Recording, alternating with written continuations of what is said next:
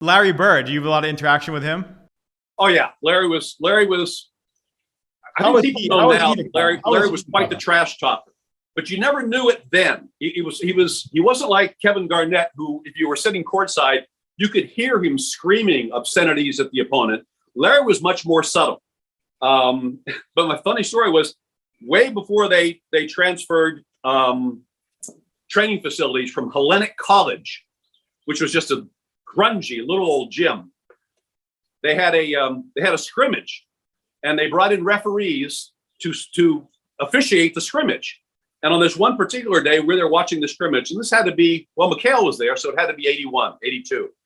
And they brought in two officials, a guy and this woman who was an official. And they start the scrimmage just like a regular game. And Larry gets the ball in the very first play of the game, blows the whistle. Traveling. He hands the ball to her. They go down the other side. Whoever Larry was guarding has the ball. Foul on you, 33, on the arm. Larry looks at her. They go back the other way. Larry gets the ball, charging.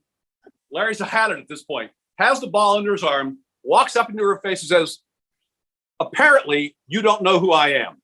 Oh, no. And the whole place cracked up, and that sort of kind of cut the tension. She kept the whistle kind of a little quieter after that. But it was sort of, Larry saying, "Don't you know who I am?" Was he a good guy to cover? Was he pretty He friendly?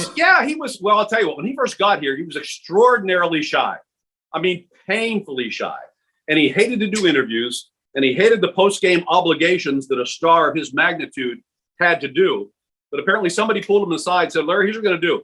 We're going to make you available after every game for 5 minutes. You'll sit they actually had the trainer's table in the middle of the locker room in the old Boston Garden.